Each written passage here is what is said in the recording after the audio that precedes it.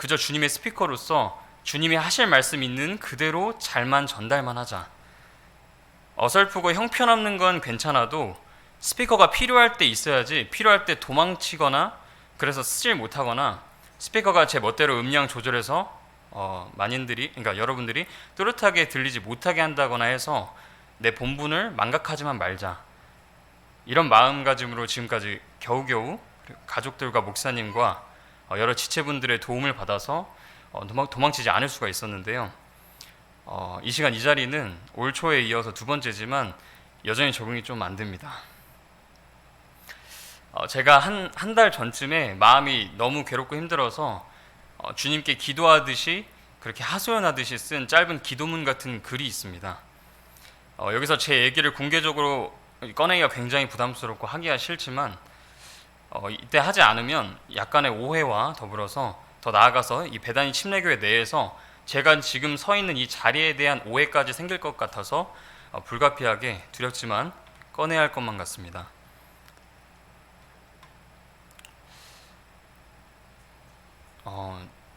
제목이라 할 건 없는데요. 주님께서는 다 아십니다라고 제가 적어놓긴 했는데요. 이런 내용입니다. 주님은 절 아십니다.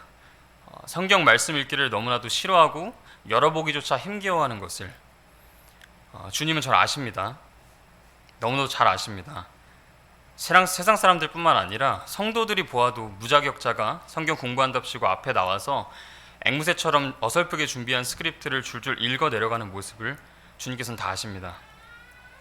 제가 주님을 사랑하고 싶다라는 정답을 원하지만 그 정답에 도달하기 위한 풀이 과정에는 너무도 약하고 수동적이고 무엇보다 강렬한 원함은 없다라는 것을 주님께서 너무나 이미 아십니다.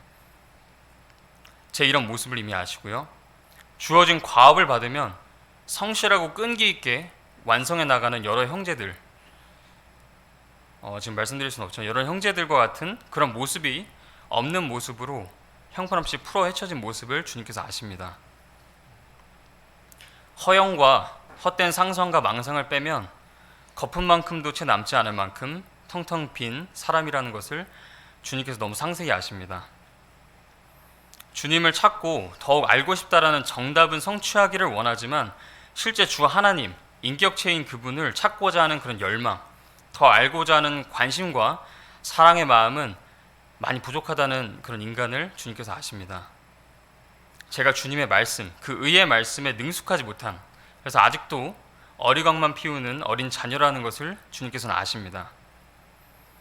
제가 늘 억지로 겨우겨우 마감 기한에만 겨우 맞춰 턱걸이를 통과하는, 그렇게 맨날 지각만 겨우 면하는 인생이라는 것을 주님께서 너무나도 잘 아십니다. 그래서 지금 이 순간마저도 이 김연우라는 존재는 주님을 알고자 하는 마음과 순수한 열망과 열정, 관심, 흥미, 호기심이 거의 영에 수렴하고 있는 모양새라는 것을 주님께서 아십니다. 독립침례교회 내에 그 어떤 형제를 옆에 갖다 놔도 저보다 더 나은 형제들 뿐이라는 것을 주님께서는 다 알고 계십니다. 제가 강단에 서서 하나님의 말씀을 외칠 만한 그 어떤 자격도, 능력도, 올바른 마음가짐과 생각도 아주 갖추지 못한 미성숙한 자녀라는 것을 참 괴롭지만 주님께서 아십니다. 주님은 모르시지 않습니다. 지금 이 시각 이 글을 적고 있는 이 순간의 제 상태를, 그리고 제 마음과 생각을 주님께서는 다 아십니다. 그런데 어찌 이런 형편없는 자를 통해서 일하신다고 들어 쓰십니까? 이런 말을 하면 지금 제 앞에 있는 등불이 다른 신실하고 지혜로운 자기 때를 기다리고 있는 귀한 준비된 형제에게 돌아갈지도 모른다는 그런 무서운 사실을 알면서도 감히 말씀 올립니다. 주님, 저 정말 너무나도 힘듭니다. 어찌 이런 자를 들어 쓰십니까? 아니면 어쩌면 제가 그냥 아직도 눈치도 없이 제 발로 내려올 타이밍도 모르고 강단에 오르는 것입니까? 마치 이미 한참 전에 성령께서 떠났는데도 그 사실마저 눈치채지 못한 아둔한 사울처럼요. 하지만 제 마음 한켠에는 작은 불씨로나마 남아있는 것 같은 작지만 간절해 보이는 원함은 여전히 자기 존재를 외치고 있습니다. 주님의 말씀을 대신 전하는 것, 그저 하나님의 신실한 스피커로서의 사역을 감당하고 싶습니다. 언제까지 쓰시던 그때까지 주님 쓰신다면 온전히 내어드려서 주님 사역에 조금이나마 보탬이 되고 싶습니다. 작아도 소중한, 그리스도의 심판석 앞에서도 불타지 않고 남을 보상이 될 그 일을 하고 싶습니다. 이렇게 말입니다. 하지만 여전히 주님, 지금 이 순간에도 지속적으로 술에 취한 것처럼 육신의 원함과 그 육신이 자꾸만 하나님 찾기를 거부하는 데서 오는 괴로움과 고통으로 인해 저는 너무나 힘이 듭니다. 사역준비생이라는 호칭으로 상당 기간 지내온 사람으로서 도대체 그 지나간 시간은 그저 상류로부터 왔다가 떠내려간 물 그뿐이었나.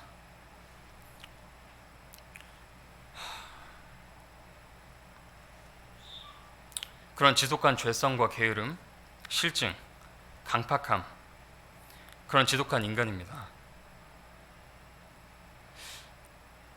이 악하고 게으르면서 또 벌은 안 받고 싶어하는 앞뒤가 안 맞는 그런 종입니다. 그런데 어떻게 이런 한심한 작자를 아직도 들어 쓰십니까? 들어 쓰시는 게 아니라면 이미 들어 쓰시는 게 끝난 지 오래라면 그렇다면 저를 더는 부끄럽게 하지 마시고 하루라도 속히 내려오게 하시옵소서. 저를 불쌍히 여겨주시고 긍휼을 베풀어 주시옵소서. 주님 간절히 원합니다. 주님의 말씀을 정말 사모하는 자가 돼서 제 안에서 샘솟는 주님을 향한 사랑과 열정으로 이 일을 계속 해나가게 하시든지, 아니면 저는 그저 잠시 동안의 그런 중간 단계를 위한 존재이기 때문에 속히 이 사역을 이어받아서 훌륭히 수행할 수 있는 신실하고 지혜로운 청지기를 보내주시든, 이 둘 중 하나는 제발 부디 이루어 주시옵소서. 대충 이런 기도였습니다. 이런 사람인데 왜 또다시 이런 중요한 자리에 등떠미셨는가. 생각하고 또 생각하고 한참을 생각했는데 그 뜻을 전혀 알 수가 없어서 괴로움에 지쳐 있다가 새벽녘이 되어서야 희미하게 좀 볼 수가 있었습니다. 그것은 바로 오늘 주제처럼 갑자기를 대비하는 삶. 우리 목사님께서 지난달에 여러 번에 걸쳐서 굉장히 중요한 내용의 설교, 삼손과 그의 아버지에 대한 설교를 하셨었는데, 삼손의 삶과 같은 삶의 모습들을 향해서 목사님께서 짧은 탄식과 같은 말을 하셨던 게 기억이 납니다. 삼손이 자기 생에 딱 2번 기도한 게 성경에 나온다고 하시면서 진작에 하지, 그 말을 하신 게 너무나도 생생하게 떠오릅니다. 그래서 저는 오늘 반대로 삼손의 입장에서 진작에 할 걸 하는 심정으로 먼저 옳은 길을 잘 걸어가서 아들아 너도 이렇게 잘 따라오거라 하는 그런 게 가장 좋은 설교지만, 아들아 너는 이렇게 하지 말거라 하는 느낌으로 조금 참담하지만 반면교사를 삼고 그리스도의 심판석을 잘 대비하고 준비하는 그런 성도님들이 될 수 있도록 하는 것도 조금은 필요할 수 있겠다는 마음이 들었습니다. 그래서 첫 번째로 예레미야서 18장 15절 말씀 좀 찾아서 같이 읽도록 하겠습니다.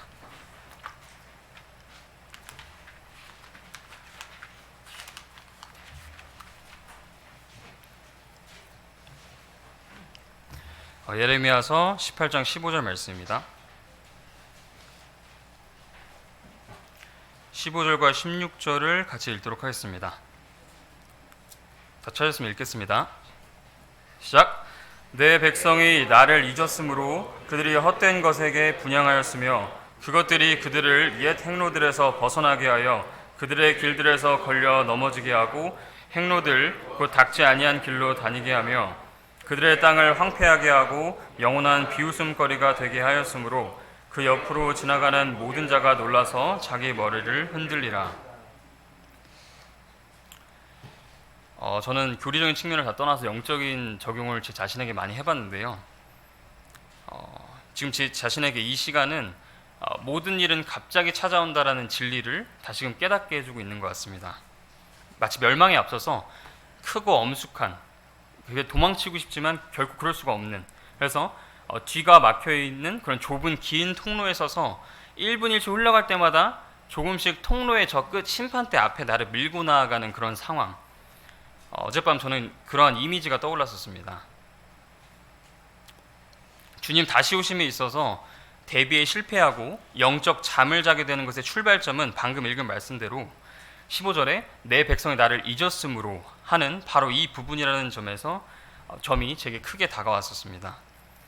주님을 잊는 것, 그 다음부터는 도미노가 쓰러지듯이 그 다음 타락의 스텝들이 줄줄이 이어가는 것을 저희가 확인해 볼 수 있습니다. 주님이 마음에서 머리에서 사라지니까 헛된 것에 분향하고 섬기고, 그러니까 그것들이 나를 장악하고서 믿음의 옛 행로들에서 벗어나서 악한 그들의 길들을 걷게 만들고, 그러다 걸려 넘어지고 황폐해지고 영원한 비웃음거리가 되는 마지막까지. 너무나 소름 돋고 무섭고, 한편으로는 나로 하여금 주님의 말씀을 망각하게 하고 주님의 마음에서 구석으로 주님을 마음에서 구석으로 치우치게 만드는 이 세상의 헛된 것들을 자꾸만 습관적으로 받아들이는 이 영적 패배에 대한 분노가 치밀어 오르기도 합니다. 성경 속 마태복음에서 지혜로운 5과 어리석은 5명의 처녀 비유 이야기가 나옵니다. 거기에서 신랑이 오고 계신다, 등잔불에 불을 켜고 맞이할 준비를 하자, 이런 말씀이 나오는데, 활활 불이 붙도록 기름을 써야 할 때, 이때에 지혜로운 5처녀와 어리석은 5처녀는 차이가 딱 하나였다는 것을 저는 확인할 수 있었습니다. 어리석은 처녀들만 억울하게 신랑 오기 전까지 기름 다 떨어지도록 계속 불 붙여놓은 것도 아니고, 연비 최악인 자동차 마냥 기름이 떨어지는 속도가 2배로 되는 그런 질 나쁜 등잔을 가지고 있었던 것도 아마 아니었을 겁니다. 두 그룹 모두 동일하게 언제 올지 모르는 신랑을 그저 하염없이 기다리는 시간, 마치 쉬는 시간 같은 그런 잉여 시간이 있었다는 게 중요한 사실입니다. 다시 말해서 미리 처음부터 여유분의 기름을 챙겨가는 준비성이 없었더라도 언제 올지 모를 신랑을 기다리는 동안 주어진 그 자유시간 동안에라도 기름을 더 구해올 시간이, 그런 기회가 분명히 있었다는 것입니다. 그 사실을 지혜로운 5처녀 중 누군가의 말에서 충분히 엿볼 수가 있는데요. 마태복음 25장 9절과 10절 읽도록 하겠습니다. 마태복음 25장 9절과 10절입니다. 제가 읽겠습니다. 지혜로운 자들이 응답하여 이르되 그리할 수 없노라. 우리와 너희가 쓰기에 충분하지 않을까 염려하노니 너희는 차라리 파는 자들에게 가서 너희를 위해 사라 하매, 그들이 사러 간 사이에 신랑이 오므로 준비된 자들은 그와 함께 혼인잔치에 들어가고 문이 닫히니라. 성경에서 이 비유를 읽고 들을 때마다 우리는 어떤 마음을 가질까요? 좀 진작에 좀 넉넉하게 챙겨오지, 준비하지. 아니면 신랑 기다리고 있을 때 자지 말고 기름 부족할 것 같다 싶으면 시간 있을 때 다녀오지, 좀 진작에 하지, 자고 있지 말고. 그런 마음을 가질 때가 많습니다. 동일한 25장의 13절에 이런 말씀이 있습니다. 그러므로 깨어있으라. 너희가 사람의 아들이 오는 그날도 그 시각도 알지 못하느니라.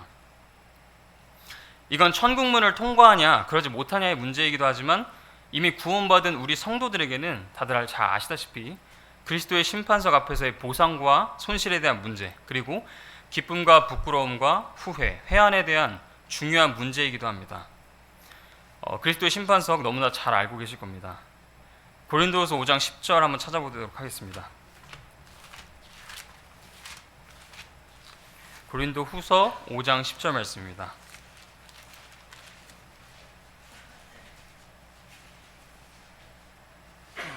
(5장 10절) 읽도록 하겠습니다. 시작. 이는 우리가 반드시 다 그리스도의 심판석 앞에 나타날 것이기 때문이라. 이로써 각 사람이 좋은 것이든 나쁜 것이든 자기가 행한 것에 따라 자기 몸 안에서 이루어진 것들을 받으리라. 그리고 또 고린도전서 3장 13절에 각 사람의 일이 드러나리라. 그날이 그것을 밝히 드러내리니 이는 그것이 불에 의해 드러나며 그 불이 각 사람의 일이 어떤 종류인지 그것을 시험할 것이기 때문이라, 이렇게 기록되어 있습니다. 그래서 그날에 그리스도 예수님 앞에 서는 날 모든 일이 다 드러날 것이라고 기록되어 있는 것입니다. 근데 중요한 것은 얼마나 좋은 보상이냐, 많이 남느냐도 중요하지만, 오늘 이 시간 여기서 더욱 중요하게 다룰 부분은 갑자기 닥칠 그날을 당황스러움으로 점철시킬 것이냐, 아니면 기쁨과 환희로 가득 채울 것이냐 하는 부분입니다. 모든 사람에게 주어진 달란트의 분량은 다르기 때문에 중요한 건 양이 아니라 퀄리티, 질이라는 말씀을 이미 나영석 목사님을 통해서 우리 모두가 배웠습니다. 그렇다면 그리스도의 심판석 때, 성도로서 받는 심판 때에 보상이 많고 적음도 중요하지만 주님께서 각 개인에게 주신 분량만큼 거두었냐, 이랬냐, 이것도 무척이나 중요할 것입니다. 다시 말해서 그날이 갑자기 닥쳐서 들림받고서 후회하지 않으려면, 하나님, 난 왜 저 형제처럼 5달란트가 아닌가요? 또는 왜 저는 1달란트도 아니고 0.5달란트밖에 없나요? 하고 성도 간의 비교함으로 우월의식이나 열등감에 빠질 게 아니라, 단 1달란트만 가지고 있더라도 단 하루도 놓치지 않고 주님 주신 만큼만 하루를 살아내다가 갑자기 주님 만나는 게 훨씬 더 기쁘고 좋을 것 같다는 마음이 강하게 들었습니다. 평소에 저는 이런 마음을 굉장히 자주 가졌었는데요. 특히 여기 독립심리교회 다니면서부터 더 자주 가졌던 것 같습니다. 저 형제는 보상을 참 많이 받겠다. 너무 똑똑하고 아는 것도 많고 자기 관리도 잘하고 신실하고 참 부럽다.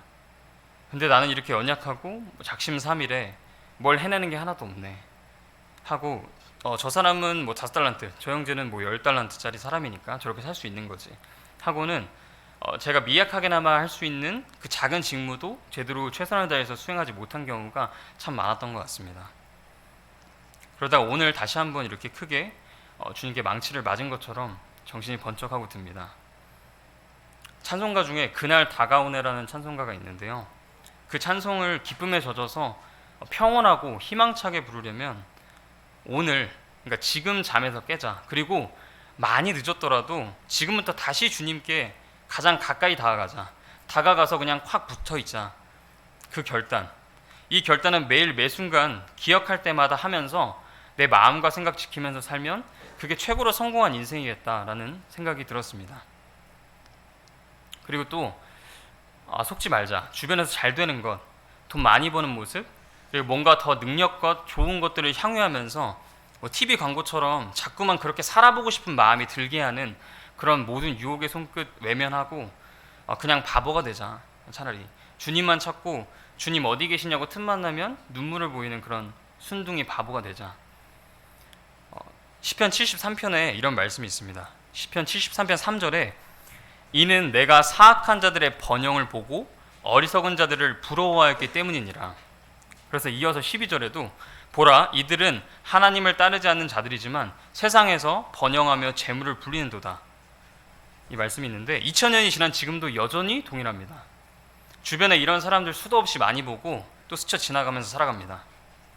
이때 주님께서는 뭐라 말씀하셨느냐? 그게 중요한 포인트죠.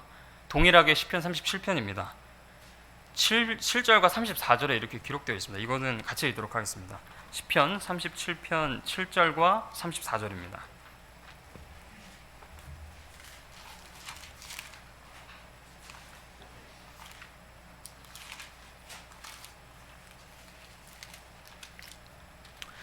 읽도록 하겠습니다. 시작. 주 안에서 안식하며 끈기 있게 그분을 기다리라. 자기 길에서 성공하는 자나 사악한 꾀를 이루는 사람으로 인해 초조해하지 말라. 34절입니다. 주를 기다리며 그분의 길을 지키라. 그러면 그분께서 너를 높여 땅을 상속받게 하실 것이요 사악한 자들이 끊어질 때에 내가 그것을 보리로다. 아멘. 우리가 해야 할 유일한 일, 그러니까 지금 해야 할 일이라면 바로 주님을 기다리고 그분의 길을 지키는 것, 바로 이것뿐이라고 할 수가 있습니다. 이를 위해서 주 안에서 안식, 다른 데 말고 주님 안에서 안식하라고 하십니다. 여기엔 끈기가 필요하고요. 또 주님은 초조해하지 말라라고 말씀하십니다. 초조해하지 말라. 다른 사람들이 앞서가는 걸 보면 나도 모르게 초조해집니다. 뭐 어디 주식 대박이라더라, 어디 코인 대박 쳤다더라, 야 여기 이런 게 있다더라 등등. 하나님을 믿지 않는 사람들이 이 땅의 지혜와 지식이 풍성하고 행동 면에서도 아주 철저해서 성공하고 형통하는 모습들을 많이 봅니다. 그럴 때도 초조해집니다. 나도 저 사람처럼 계속 공부하고 뭐 저런 삶 살고 저런 정보 얻어서 저렇게 돼야 이 어려운 시기에 가족 먹여 살릴 수 있을 것 같은데, 이렇게 초조해집니다. 근데 주님은 오늘날에도 동일하게 말씀하십니다. 영어로는 fret not thyself 이렇게 되어 있는데요, 초조해하지 마 이렇게 하십니다. 그리고 단 한 가지, 끈기 있게 그분을 기다리라고 명령하십니다. 끈기 있게 기다리기. 이 땅에서의 인생은 심지어 우리 크리스천마저도 이미 사탄에게 패배한 것 같이 보입니다. 마치 100 중에 99는 다 마귀의 손아귀에 있는 것 같습니다. 그런데 그 99를 끈기 있게 기다리라고 하십니다. 맨 끝에 있을 완전하고 순결한 그 그 하나를 위해서 아무것도 없이 그냥 맨띵에 헤딩하듯이 악으로 깡으로 인내하고 끈기를 가지라고 하신 적 없습니다. 동일하게 시편 119편 43절에 이렇게 기록되어 있습니다. 시편 119편 43절입니다. 제가 읽겠습니다. 내가 주의 판단들의 소망을 두었사오니 진리의 말씀을 내 입에서 아주 빼내지 마소서. 저희들은 주님의 판단과 심판에 소망을 두는 사람들이고 진리의 말씀으로, 그렇기 때문에 진리의 말씀으로 버티는 존재들입니다. 동일하게 시편 119편 50절에 나의 고난 중에 이것이 내 위로가 되었사오니 주의 말씀이 나를 살리셨나이다. 동일하게 116절에 주의 말씀에 따라 나를 떠받쳐 주사 내가 살게 하시고 내 소망에 대해 내가 부끄러워하지 않게 하소서. 그리고 또한 이 세상 살아가면서 마음과 생각 지킴으로 인내와 끈기로 믿음의 이런 경주길 나아가기 위해서도 이 말씀 주셨습니다. 시편 17편 4절입니다.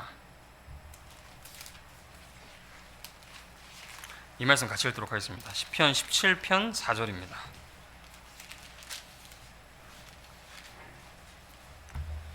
(17편 4절) 읽도록 하겠습니다. 시작. 사람들의 행위에 관한 한 나는 주의 입술의 말씀으로 나를 지켜 파멸시키는 자의 행로들을 피하였나이다. 피하십시오. 피하고 지키십시오.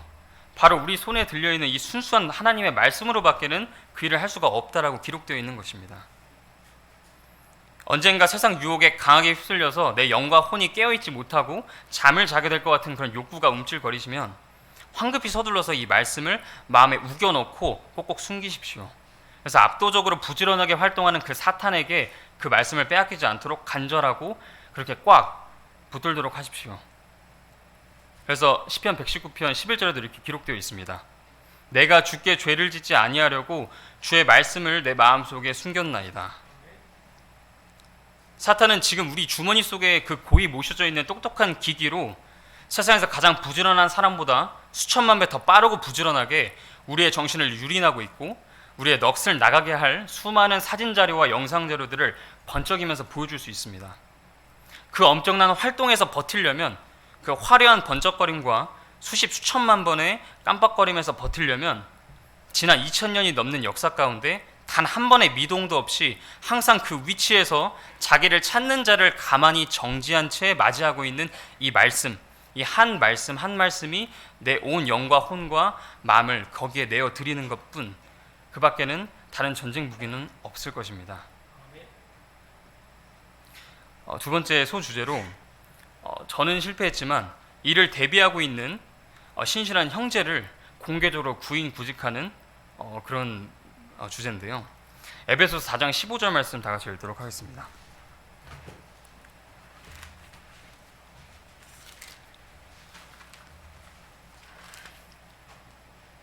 에베소서 4장 15절 말씀, 저희 교회 표가 되는 말씀이기도 한데요. 다 같이 읽도록 하겠습니다. 시작. 오히려 사랑 안에서 진리를 말하며 모든 일에 성장하여 그분께 다다르게 하려 함이라. 그분은 머리시니 곧 그리스도시니라. 아멘. 사람의 생명을 살리겠다는 분명한 목적과 굳은 의지를 가진 의사의 손에 들려있는 칼과 내 기분, 내 마음, 내 원함, 내가 내키는 것이 최우선이고 그게 가장 중요한 그런 살인자의 손에 들린 칼은 소생과 살생의 차이, 살리느냐 죽이느냐의 차이라는 것을 너무나 잘 알고 계실 겁니다.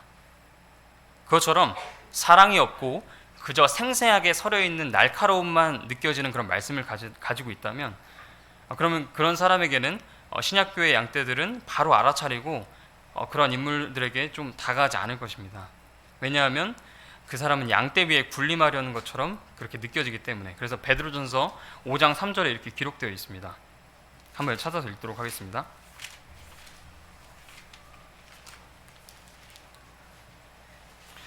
베드로전서 5장 3절입니다. 제가 읽도록 하겠습니다. 하나님의 상속 백성 위에 주인처럼 군림하지 말고 오히려 양떼에게 본이 되라. 그리고 또 목회자는 하나님께 받은 말씀으로 양떼들을 휘어잡아서 내 양떼, 내 스타일 이렇게 만드는 사람이 아니라 각 양떼들의 기쁨, 양떼가 진정 이 교회 안에서 주님 안에서 능히 기뻐할 수 있는 자가 되도록 하는 사람. 이 육신의 장막을 입고 있는 동안에 너무 힘들고 고난 가운데 있어서 괴로운데도 항상 기뻐할 수 있도록 우리들의 기쁨을 돕는 자라고 말씀에 기록되어 있습니다. 이것도 한번 찾아볼 텐데요. 고린도후서 1장 24절 말씀입니다.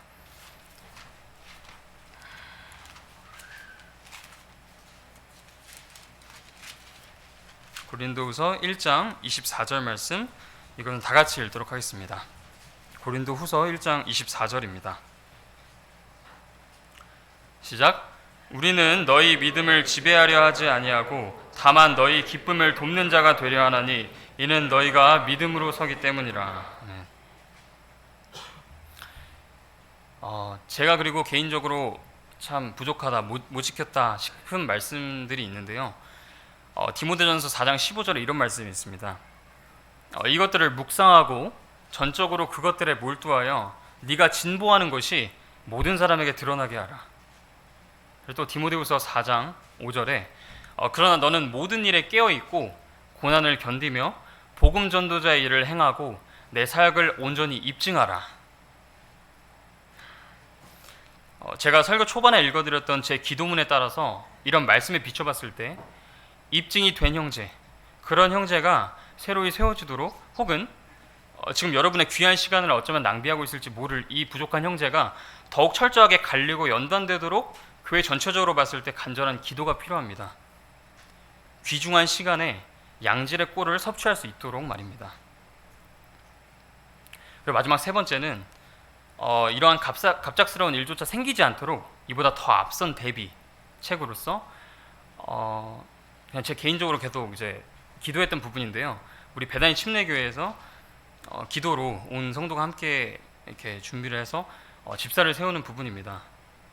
사실 이 상황을 놓고 봤을 때 결론만 보면 결국에는 여러분들에게 좋은 꼴을 먹이지 못하는 그런 일이 발생한 겁니다. 좋은 꼴을 먹을 수 있도록 목자가 성령 충만하고 영육간 강건함을 기도하는 것도 물론 성도의 의무이고 지역교회의 목자에 대한 사랑이지만 또한 실제적인 측면에서도 목사님이 기도와 말씀 사역에만 전념할 수 있도록 전후좌우 전방위적으로 서포트해주는 것 또한 굉장히 중요한 사역이다라고 생각이 됩니다. 지금 우리 배단위 침례교회가 함께 모이고자 하는 성도가 더욱더 더해져서 예배당 장소를 이전하는 것인 만큼 섬길 일이 많아졌기 때문에 집사라는 굉장히 중요한 헌신된 일꾼을 간절히 필요로 하는 그런 상황이라고 생각이 됩니다. 그래서 현재 이 교회 멤버는 아니지만 나영석 목사님을 통해서 전달되는 주님의 말씀을 기다리던 성도라든지 아니면 그동안 여러 이유로 예배드리지 못한 분들이 그래도 금정프라자에서의 마지막 예배인데 한번 큰 은혜 받아보자 하고 오랜만에 결단하고 지금 이 자리에 먼 길 오셨다거나 유튜브를 켜서 라이브를 보고 계실 텐데 이런 상황 벌어지는 겁니다. 사도행전 6장 1절부터 4절 말씀에 이렇게 기록되어 있는데요. 제가 읽도록 하겠습니다. 사도행전 6장 1절부터 4절에 그 당시에 제자들의 수가 크게 늘어났는데 그리스마라는 사람들이 자기들의 과부들이 날마다 주는 배급에서 빠짐으로 히브리 사람들에게 불평을 터뜨리매 그때에 12사도가 제자들의 무리를 자기들 앞으로 불러 이르되 우리가 하나님의 말씀을 버려두고 상을 섬기는 것이 합당하지 아니하니 그러므로 형제들아 너희는 너희 가운데서 정직하다는 평판이 있고 성령님과 지혜가 충만한 7사람을 골라내라 함. 우리가 이 일을 그들에게 맡기고 오직 우리는 계속해서 기도와 말씀 사역에 전념하리라 하며 이렇게 기록되어 있습니다. 그래서 우리 모두는 서로를 친밀하고 사랑스러운 눈빛으로 바라보아야 하면서 또한 지금 현재는 잘 살펴보아서 집사로 섬길 지체를 골라낼 의무와 필요가 모두 있습니다. 이미 목사님께서 충분히 고민하고 계시고 필요에 따라서 디모데전서 3장 10절 말씀에 따라서 먼저 그 형제를 시험해보고 집사로 세울 분들을 기도로 이미 준비하고 계실지도 모르겠습니다. 하지만 이번 일을 계기로 저는 오늘 설교 제목인 갑자기를 대비하는 삶이라는 주제를 놓고 이렇게 세 번째 소주제인 그런 집사를 두고 기도하는 부분을 공개적으로 말씀드리지 않을 수가 없었습니다. 그래서 일주일 넘도록 저희 박천호 형제님과 목사님 두 분이 그쪽 교회에 상주하시면서 여러 많은 일들에 신경 쓰다 보니까 컨디션 조절에 실패할 수밖에 없는 그런 상황이었기 때문에 이런 중요한 날에 이런 속상한 일이 일어나고 말았다는 마음이 너무 강하게 들었습니다. 그래서 이 부분 두고 모두 간절히 기도하셨으면 좋겠습니다. 그래서 먼저는 총 정리하자면요. 먼저는 우리 각 개개인 모두가 갑작스럽게 닥칠 주님의 다시 오심을 철저히 준비하고 대비하는 성도들이 될 수 있도록 기도해 주시고, 둘째는 이러한 대비를 잘하는 주님의 인정을 받아서 세워지는 그런 목회사역 준비된 형제가 세워지도록, 마지막 세 번째는 우리 배단위 침례교회에서도 집사의 직분으로 오롯이 헌신된 사역 감당할 귀한 형제인들이 세워지도록 이 세 가지 두고 간절히 기도하는 시간 갖도록 하겠습니다. 기도하겠습니다.